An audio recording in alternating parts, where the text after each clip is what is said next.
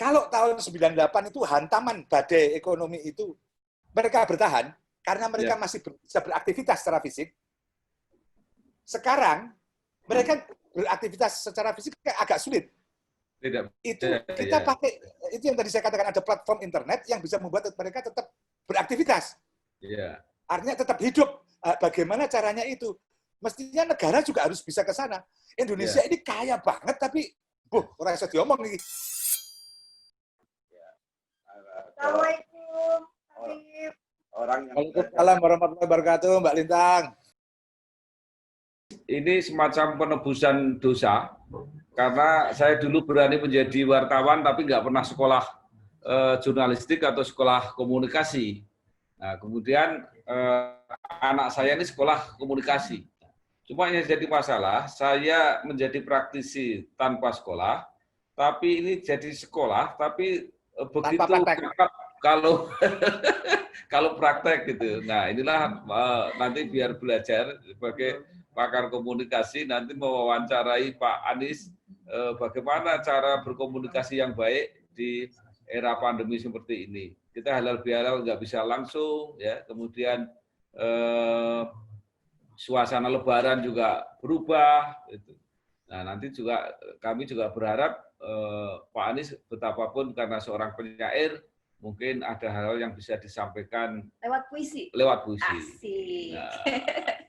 Nah, sekarang apa? Udah, Pak Anies mau ngobrol apa? Silakan. Ya, Pak Bambang. Yang menarik kan ini pandemi itu kan membuat kita menjadi puasa itu. Ya.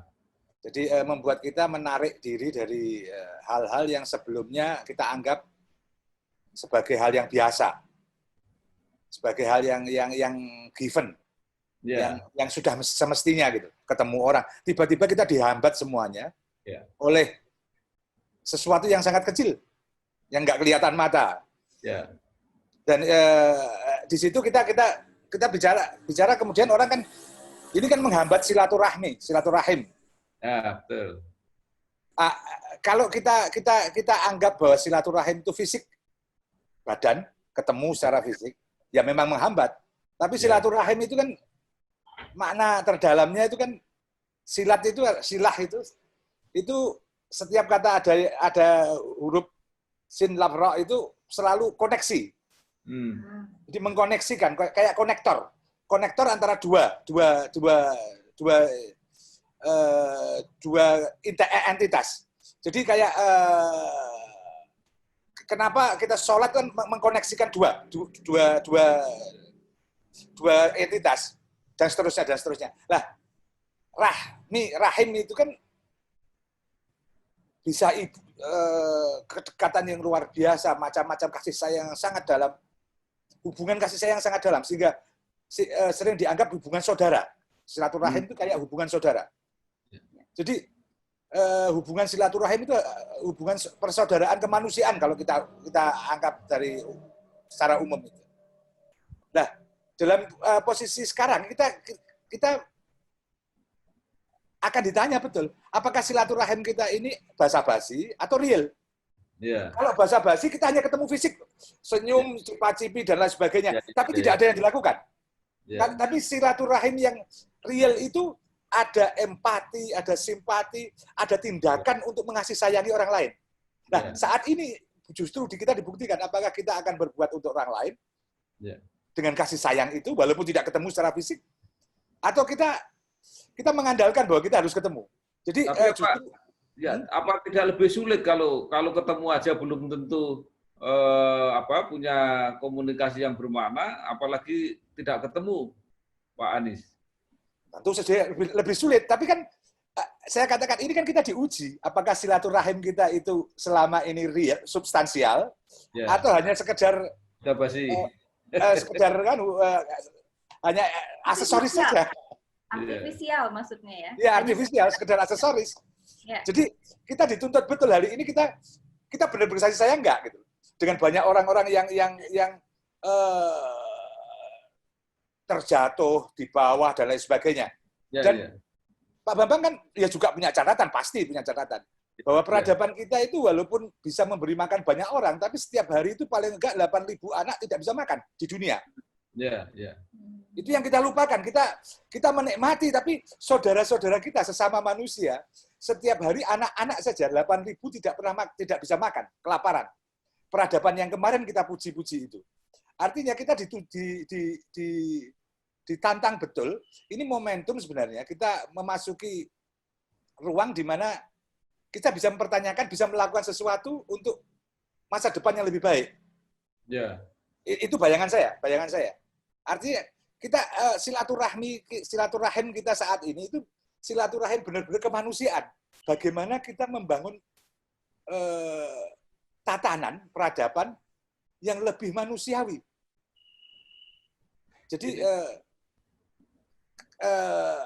yang terdampak misalnya, kita bayangan kita, apakah ini yang perlu saya nganu, Pak Bambang.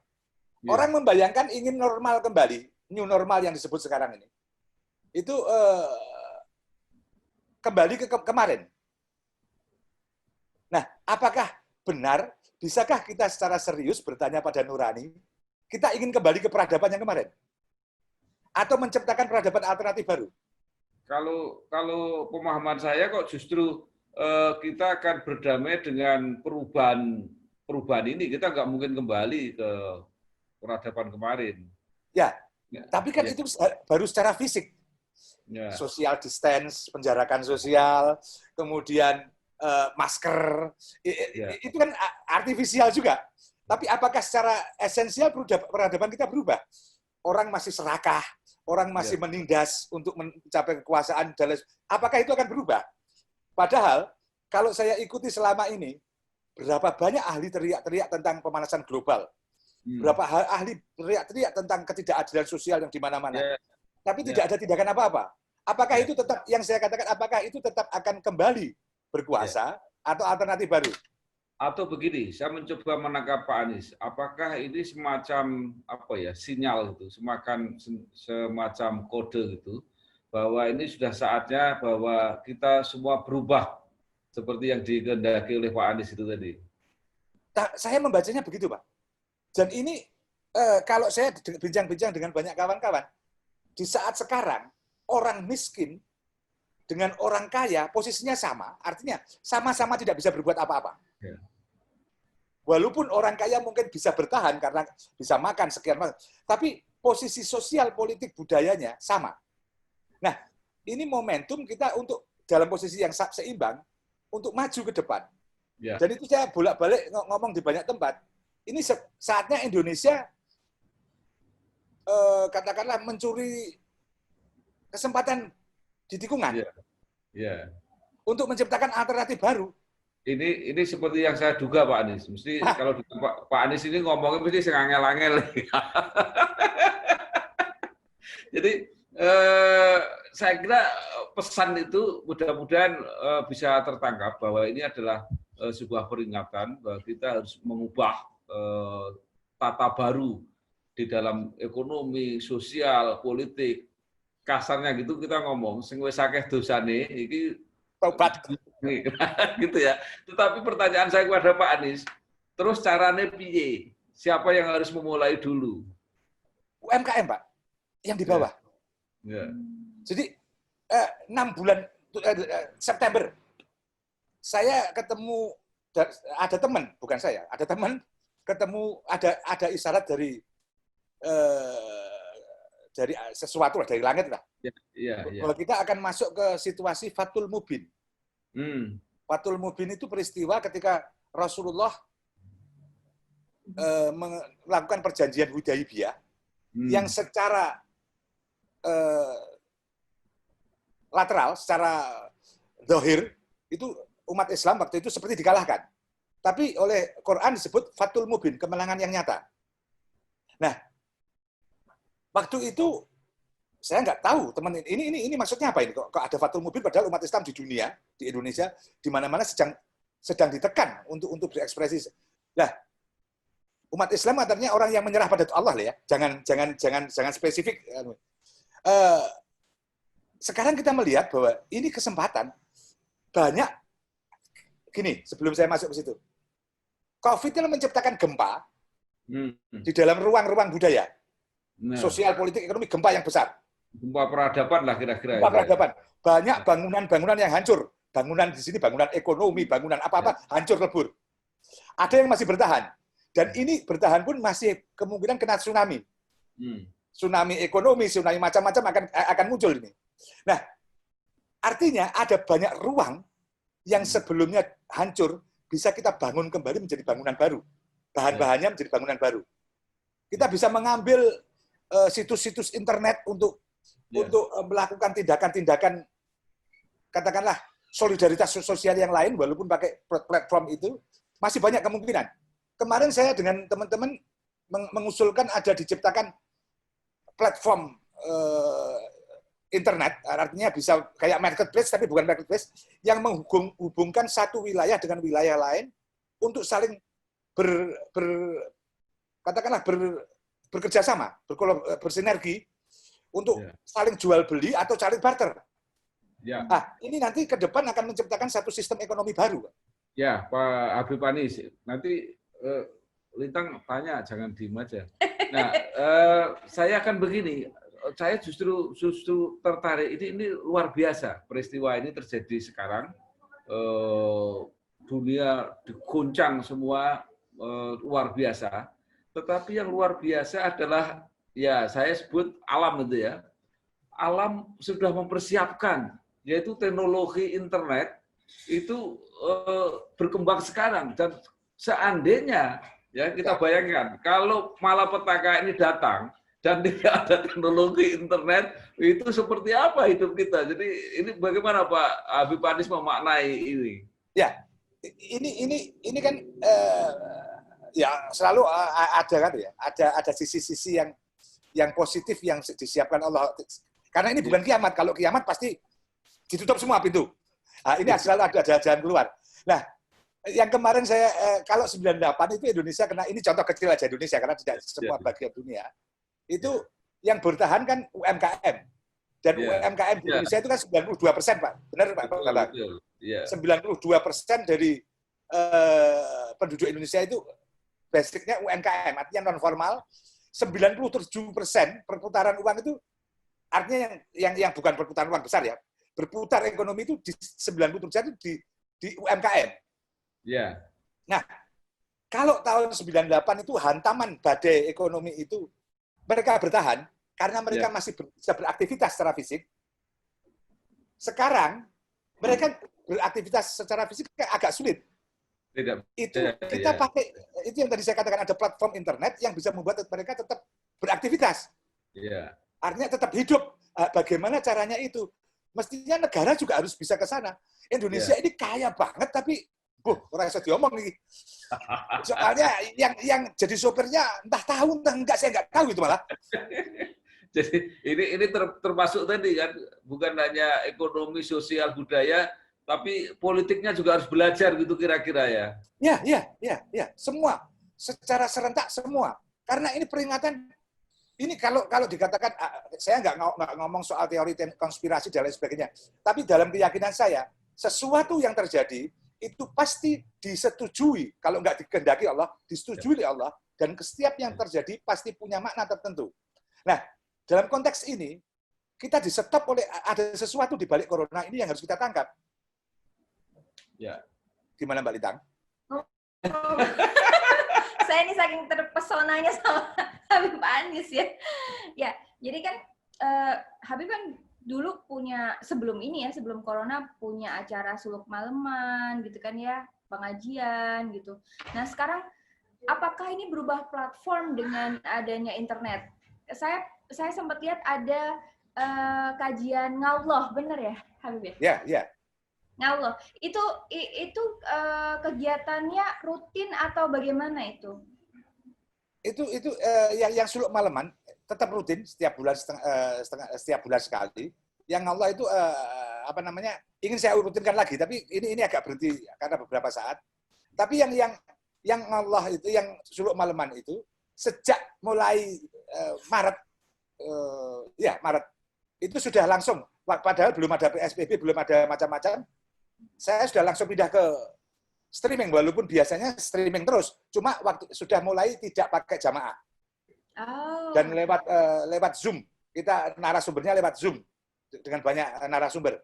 Karena yang dibutuhkan orang sekarang ini juga panduan-panduan, Mbak. Saya nggak yakin, tapi ada data. Saya nggak benar-benar yakin ini dengan data ini, tapi ada data. Rata-rata IQ bangsa kita itu 82%. 82. Rata-rata ya? Iya, benar ya Pak Bambang ya. Jadi itu berarti di bawah normal? Sangat di bawah normal. Nah, orang semacam ini itu bisa menjadi objek untuk dicerahkan kalau menemukan pemimpin yang baik atau disesatkan kalau pemimpinnya jahat. Nah, ini kan karena mereka terbatas sekali daya imajinasi dan abstraksinya. Iya, betul. Nah, ini kan misalnya Habib melihat melihat adanya fenomena kondisi IQ yang rendah itu. Lalu gimana caranya mentransfer hal-hal yang susah tadi? Yang susah tadi harus ditransfer. Itu apa kiatnya untuk menjelaskan yang susah-susah tadi ke orang-orang ini gitu? Ke ini kan karena bapakmu kan saya pakai ngomong model begini. Kalau dengan saya mencoba dengan bahasa yang sangat sederhana bisa dipahami. Artinya dengan contoh-contoh sederhana, dengan kasus-kasus sederhana. Artinya orang-orang semacam ini butuh pencerahan yang rutin dengan tulus. Dan tulus benar-benar untuk mereka. Dan saya melihat hanya sedikit orang yang benar-benar di situ, karena orang biasanya hanya bagaimana memanfaatkan, menjadikan mereka sebagai katakanlah anak tangga untuk diinjak-injak untuk mereka naik ke atas. Sebagian besar kan begitu, kecuali yang sebelahmu itu. Habib Anis, gini, saya mengamati begitu ya. Indonesia ini kan berkembang. Mulai dulu kan orang juga miskin semua, gitu ya. Ya. Merdeka kan orang miskin semua. Ya. Kemudian muncul orang-orang kaya baru karena dalam perjalanan. Nah, orang-orang yang ekonominya bagus itu taruhlah sebut gitu ya pada masa Pak Harto, itu pasti bisa dikendalikan oleh politik karena mereka merasa bahwa politik memfasilitasi mereka.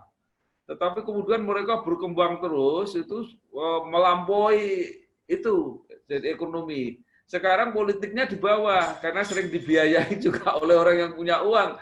Jadi orang-orang ini nggak bisa diatur. Gimana caranya supaya mereka bisa peduli, berbagi dengan yang di bawah, dengan UMKM itu tadi? Ya, gini Pak, kalau ini negara ini, kalau saya tidak salah, kalau saya salah dibenarkan. Yang saya baca sebagian misalnya, memang zaman Orde Baru membesarkan kelompok-kelompok tertentu yang menguasai ekonomi. Tapi reset itu terjadi ketika tahun 98. Reformasi itu reset sebenarnya. Posisinya mereka nol, tapi mereka dihidupkan kembali yang harusnya 98 itu mencoba mengendalikan mereka. Justru mereka dibuka ruangnya di zaman, saya nggak mau sebut lah, karena orangnya masih ada sekarang, membuka lagi mereka kesempatan menjadi besar, sehingga lebih besar daripada sebelum 98. Dan itu menjadi oligarki yang menguasai kita hari ini. Nggak mungkin kita minta mereka. Nggak mungkin. Negara yang harus memaksa. Neng persoalannya negara ini wani apa ora? Oh, negara ini mereka yang buat. Ini pindah cara berkomunikasi Pak Anies. Saya melihat gimana cara berkomunikasi misalnya yang dilakukan Pak Anies selama ini, efektif enggak ini kira-kira kalau dengan cara-cara seperti ini? Saya nggak tahu efektif atau enggak, saya nggak bisa mengukur. Yang jelas, saya mencoba berbicara sesuai dengan apa yang saya pikirkan, apa yang saya pertimbangkan, apa yang saya rasakan. Yang jelas saya tidak ingin berbohong dengan nurani saya, bahwa ini harus disampaikan. Cara menyampaikannya mungkin berbeda-beda dalam banyak situasi yang berbeda, saya akan berbeda juga. Tapi esensinya itu. Bahwa saya harus menyampaikan ini, kalau enggak saya merasa berdosa. Jadi, dan sejauh saya tahu, orang di bawah, serendah apapun pengetahuannya, kalau disentuh hatinya, dia akan bergerak lebih jauh. Jadi bagaimana kita berkomunikasi dengan hati? Masih ada medianya ya, masih ada mediumnya untuk berkomunikasi dengan mereka, masih ada ya? Ya masih ada. Dan yang jelas saya percaya bahwa kalau Quran mengatakan bahwa orang-orang beriman akan disatukan seperti satu barisan, itu artinya kan disatukan, hati mereka disatukan. Nggak usah komunikasi pun mereka sudah satu barisan, satu langkah. Walaupun seperti sepak bola mungkin beda strategi, tapi tujuannya sama. Itu yang sering kita salah. Kita sering salah, mengkritik-kritik yang lain, nggak tahu bahwa ini rencana besar Allah, seperti sepak bola. Kalau satu arah, bukan sepak bola itu. Ini teori komunikasinya ada nggak? Ya, Pak Anies menarik ya. Tadi cara berkomunikasinya tentu disesuaikan dengan halayaknya. Tapi ada juga saya pengen nanya gini, kenapa ustadz-ustadz ya yang punya visi yang baik gitu ya, jarang ada yang mau tampil seperti ini sehingga media online kita itu dipenuhi dengan ceramah-ceramah yang luar biasa itu loh, Mas gitu. Jadi dan terutama ada fenomena juga tentang tiba-tiba jadi ustadz gitu. Apa-apa kemudian ada labeling ustadz gitu dan kemudian banyak yang mengikuti, banyak followers karena tadi nggak sempat ketemu, nggak berguru langsung. Itu kan kekurangan juga ya, kita bermedia itu kan tentu berbeda dengan ngaji langsung itu seperti ini. Nah, bagaimana kemudian Pak Anies melihat fenomena sekarang seperti itu? Itu bagian dari peradaban yang kemarin, industri. Termasuk dakwah menjadi industri seperti musik, seperti yang lain-lain menjadi industri. Maka dia akan paketkan orang yang kira-kira menarik, walaupun nggak punya wajahnya menarik atau apa, dia bisa ngomong sesuatu yang dia maui oleh pihak-pihak tertentu, bisa di blow up. Kita sekarang orang pakai buzzer kalau teori sekarang, karena hanya butuh buzzer saja untuk membuat seorang jadi besar. Padahal isinya cuma kerupuk. Iya. Yang kena air melempes itu. Yang terjadi dari sudah 10 tahun lebih saya ngomong dengan teman-teman di pesantren juga, mestinya orang-orang yang lebih alim punya komunikasi. Ini kelemahannya sangat-sangat sistemik di dalam umat maupun di mana-mana. Artinya pengetahuan masa lalu dengan pengetahuan masa sekarang, bagaimana dikawinkan dengan cara yang cerdas untuk dikomunikasikan. Biasanya orang yang dari pesantren tidak punya basis sosial yang kuat. Artinya basis pengetahuan sosial yang kuat dan lain sebagainya. Apakah itu bukan kuncinya di karakter, Pak Anies? Artinya selama ini bukan karakter yang menjadi sasaran komunikasi, tetapi pengetahuan. Jadi akhirnya perdebatan, ya. Jadi bukan yang penting membangun karakter orang itu. Iya Pak, itu kalau istilahnya kan bukan menyebar kebenaran, tapi berebut kebenaran. Ya. Berebut kebenaran bukan untuk kebenaran itu sendiri, tapi untuk dirinya. Itu kan masalah terbesar kita itu. Dan dulu ada sentrum-sentrum, ada pusat-pusat di mana orang kepribadiannya yang ditangkap. Nah, sekarang nggak ada. Sekarang orang berebut ruang kebenaran untuk sebenarnya ekonomisasi. Karena semakin banyak orang mengikuti, semakin dia secara ekonomi terjamin. Dan ini, itu ya, Habib kan banyak taruhlah di masyarakat yang ada di lapis-lapis yang menengah ke bawah lah kira-kira gitu ya bergaulnya gitu. Tadi kan juga dikatakan Pak Anies kan, ini negara harus berperan. Ini seberapa besar sih satu peran negara dan seberapa besar bahwa masyarakat itu bergantung kepada negara? Apakah belum ada alternatif bahwa masyarakat ini juga kuat gitu loh? Kasarnya itu mereka bisa jalan. Nah, bagaimana kita menggerakkan itu supaya mereka tidak tergantung? Pak Bambang tahu tadi hanya mancing toh bahwa Indonesia itu jadi Indonesia itu sama dengan negara-negara dunia ketiga. Rakyat itu lebih kuat daripada negara sebenarnya. Ya, itu yang mau saya katakan. Jadi bagaimana kita gelombang kekuatan itu tidak ditakut-takuti terus oleh negara, sehingga bisa muncul sebagai kekuatan real gitu. Selama ini kan ditakut-takuti oleh negara yang sebenarnya lemah. Ini kucing kok Macan kok wedi karo kucing kan lucu itu. Jadi masyarakat tuh macan dan di banyak penelitian masyarakat kita tuh begitu kenyal dan lihat sehingga sanggup bertahan di banyak gelombang pasang peradaban gitu. Dan itu bukan cuma di Indonesia, di banyak tempat yang sebenarnya negara yang tidak terlalu berperan lah. Kalau di Eropa karena ada welfare state, di Amerika ada welfare state, orang tergantung pada negara sehingga ketika negara nggak bisa berbuat apa-apa mereka kelabaan. Kita negaranya bubar aja iso urip ngono lho. Pak Anies, tapi kita nggak ngomong soal negara yang bubar ya. Tapi artinya bahwa bagaimana kita menghidupkan ini, rakyat ini, kepercayaan dirinya, dikoordinasi sehingga mereka tidak bisa dibohongi lagi oleh siapapun. Ya, jadi ada ilustrasi begini, ini cara berguru yang agak gampang Pak Anies. Jadi ketika ada pertumbuhan ekonomi, maka biasanya kan pejabat itu mengklaim, wah ekonominya tumbuh sekian, jadi saya sukses.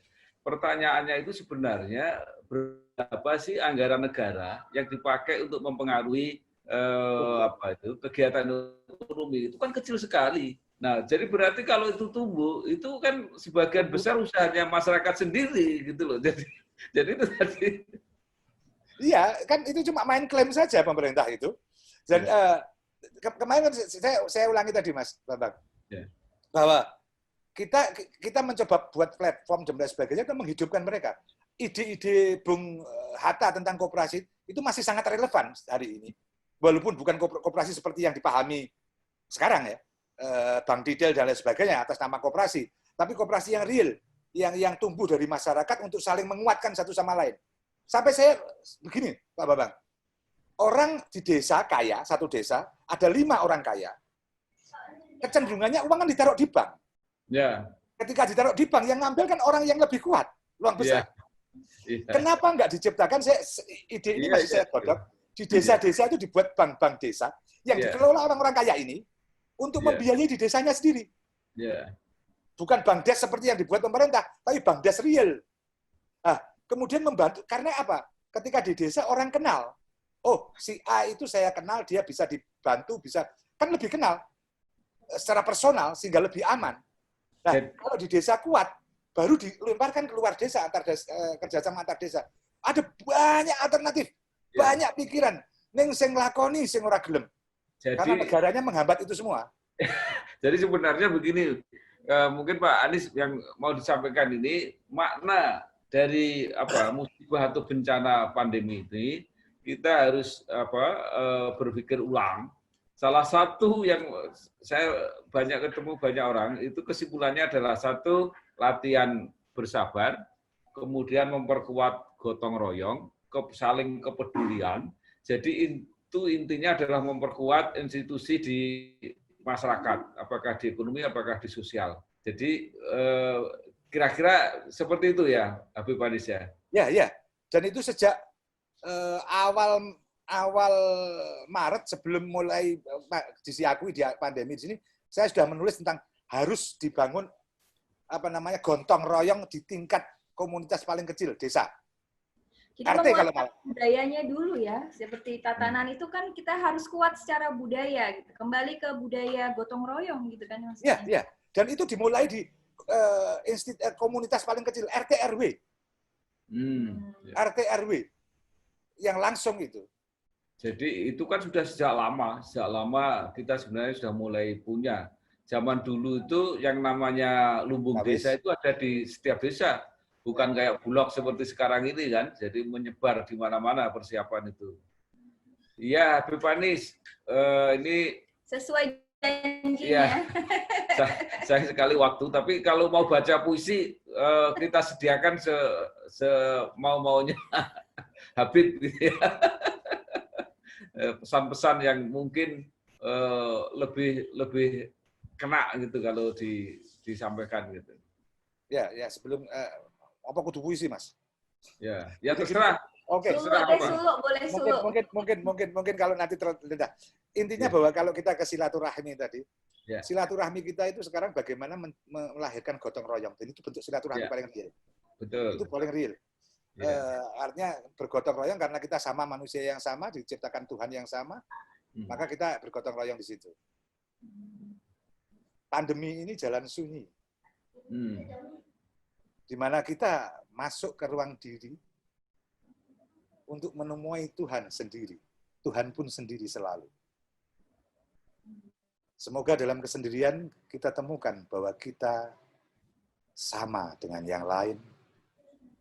Kita semua satu manusia, berbeda wajah, berbeda bahasa, tapi menuju ruang yang sama. Terima kasih. Ya. Habib Anis, mungkin bisa saya simpulkan bahwa pandemi Corona ini mengubah cara-cara kita berkomunikasi, bukan hanya berkomunikasi secara fisik, tapi juga berkomunikasi yang sosial yang bermakna, seperti itu. Dan salah satu pesan tadi yang disampaikan adalah membangun yang lemah. Di ekonomi itu berarti UMKM. Jadi sekali lagi mudah-mudahan channel Inspirasi Jawa Tengah ini bisa menjadi media untuk memotivasi, memberi inspirasi, mengedukasi, mengadvokasi, dan membantu yang lemah. Ya. Tadi satu tadi mungkin pesannya Habib Anis juga jangan cari ustadz yang kayak kerupuk ya. Nggak boleh ya, harus ngaji pada yang benar gitu ya. Ya, sekali lagi terima kasih Pak Anis sudah menyempatkan waktu.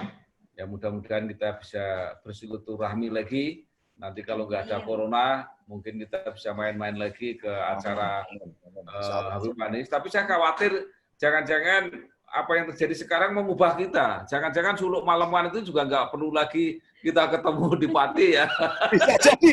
Pakai ini semua. Ya apa kita kayak begini aja bisa kok. Oh ya. Susah ya. Sekali lagi ini terima kasih, dan mumpung masih suasana Idul Fitri, minal aidin wal faizin. Salam untuk teman-teman di Padi, mohon maaf lahir dan batin, untuk keluarga Habib Anis dan semuanya. Terima kasih. Selamat berjuang, sukses. Assalamualaikum warahmatullahi wabarakatuh. Waalaikumsalam warahmatullahi wabarakatuh.